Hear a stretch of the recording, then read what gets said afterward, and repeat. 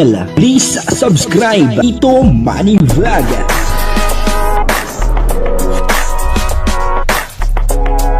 Payagan po si Tito Manny Vlog na mag-reactor para pambiling gamot sa kanya pong karamdaman. Wala masyadong records ng ng away. Meron po pala tayong aabangan dito kay Kalingap Mikoy, at mismong si Kalingap Mikoy ang nagsabi, at sabi niya abangan daw po.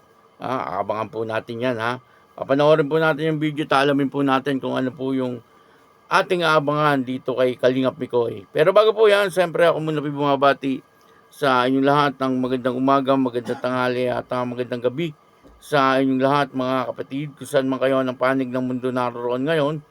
Ay mag-iingat kayo palagi at pagpalain kayo ng ating Panginoon. Maraming salamat din po sa patuloy na tumatangkilik sa aking YouTube channel at nanonood sa aking video reaction. Patuloy lang po natin suportahan sila Kuya Bal Santos Matubang, Kalingap Rab, Ate Edna Vlog, Jack Tapia, at yung mga kasamahan ko pong reactor sa Kalingap. Ganun din po yung mga charity vlogger na Kalingap partner. Ito po yung video na kung saan ay meron pong tayong aabangan kay Kalingap Mikoy.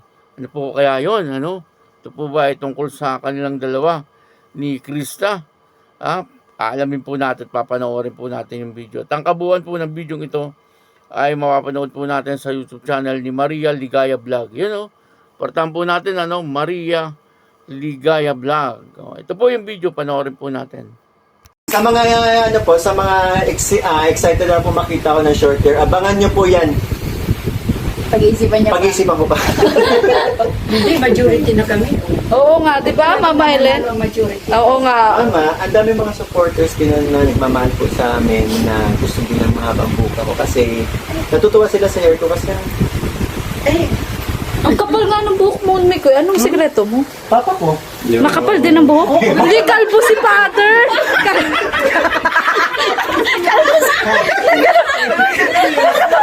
Naghanap ako ng buhok. Nagkakaloka, naghanap talaga ako. Kakaloka. Naghanap talaga ako ng buhok. Sa buhok ko doon. Papa mo pala? Pero totoo daw, nasa lahi daw yan. Kasi ako ang nipis. Hindi, si Papa, makapal po. Nag-shape lang yan. Yung binata. Hindi kasi mas presko ka, mas gusto niya yung nag-shape siya ng kasi di ba Papa mainit sa Cavite? Kaya gusto niya laging nasanay na siya. Pero makapal yan. Pero makapal talaga tayo. Makapal. Unti tubo lang yan, kapal. Ay, doon ka pala talaga nagmanas. Sana all. Ang hirap kasi na manipis. Kapal din. Sanay ka na pong kalsanin. Ano pa lang siya, mga ganitong edad sa akin pa, di ba? Yung 13 ako, ko naka-puyod na ako. Oo, di ba?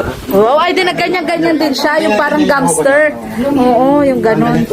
Yan, she's dating a gangster. Okay. Yeah! Ikaloka. Hindi ka nahiyak eh. Hindi ka kanina. Sanay sa akin. Sanay na. Mas mabuti nga yun na bulgar ang nila, ugali nila sa isa't isa. Labas? Oo, labas. Bulgaria.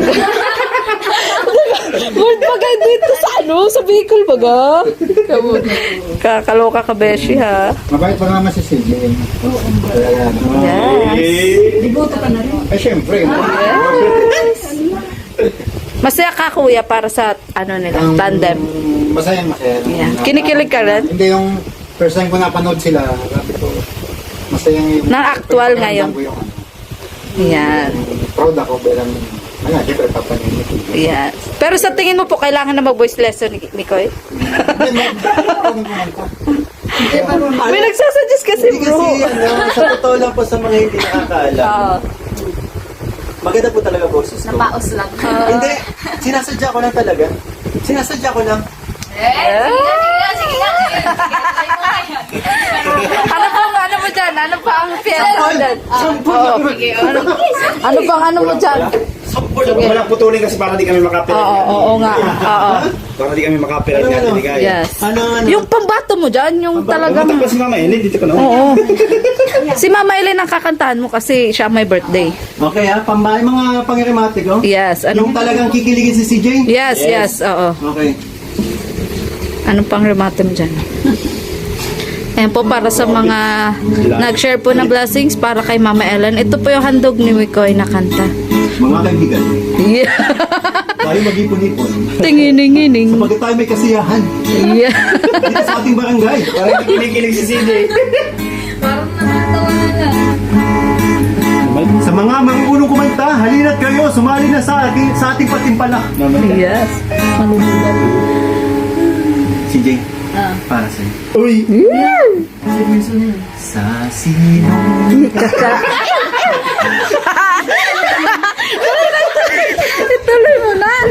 Tuloy mo na, kakaloka ka. Pangit yun, ha? Pag tinuloy. Ha? Ay, oo nga, iba nga pala. Pangit yun. Ano pa man, ha? Bakit kasi napili mo, Mikoy? Pangit yun. Kung gusto niyo po mapanood ng buong buo ang video ito, ay puntahan niyo lang po yung YouTube channel ni Maria Ligaya Vlog. At doon po ay mas marami pa po kayong malalaman ha, tungkol po dito sa pangyayari sa birthday ni Nanay Helen. At dito ay nakita nga po natin, mas nauna sila Kalingap Rob umuwi, mukhang nagpahuli etong si Krista sa pag-uwi. Kumbaga, medyo nag-stay muna po siya doon sa bahay ni Kalingap Mikoy. Pero nandun naman po sila Maria Ligaya Vlog. Po. At nung umuwi, magkakasama na po sila. At dito nga, ay may sinabi itong si Maria Ligaya na ang sabi po niya ay mas bagay daw po kay Kalingap Mikoy yung maigsi ang buhok. Yun po ang sabi ni Maria Ligaya. Tingin ko naman, parehas naman bagay. Kay Mikoy maging mahaba o maging maigsi yung kanyang buhok ay parehas naman bagay sa kanya. Kaya lang, ang sabi po ng iba ay mas bata daw pong tingnan etong si Kalingap Mikoy kapag maigsi ang buhok. Kaya nga, ang sabi po ni Kalingap Mikoy ay abangan daw po yung kanyang pagpapagupit. Pero sa bandang uli, sabi niya ay pag-iisipan muna daw muna niya. At yun po ang kaabang-abang, kung sakali pong mangyayari yun, ay makikita po natin kung talagang bagay kay Kalingap Mikoy, yung maigsi ang buhok. Kasi lagi po natin nakikita, mahaba po talaga yung kanyang buhok, At may mga nagsasabi na bagay daw po sa kanya yung mahaba. Meron naman po nagsasabi na bagay po sa kanya yung maikli. Malalaman lang po natin yan kapag tinotoo ni Kalingap Mikoy na siya ay magpagupit. Yun po ang abangan po natin. Dito po yung nakakita po natin na si Krista ay talagang welcome na welcome doon sa pamilya ni Kalingap Mikoy. At pinaulit pa nga po ni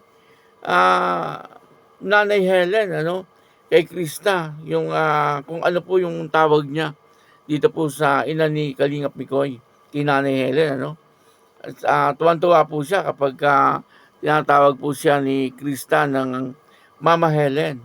Kumbaga ay talagang gustong-gusto rin po ni Nanay Helen na etong si Kalingap Mikoy at saka si Krista ay isang magkatuluyan.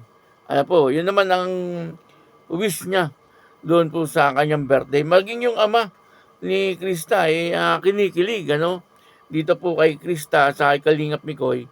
Kapag nanonood daw po siya, ay talagang medyo kinikilig daw po siya. Talagang gustong-gusto rin daw po niya etong love team ni Kalingap Mikoy at saka ni Krista. Abangan po natin yung pagpapagupit ni Kalingap Mikoy kung ito po ay tutuhanin niya. Kaya maraming salamat po sa inyong lahat. Patuloy lang po natin suportahan itong Mi Chris.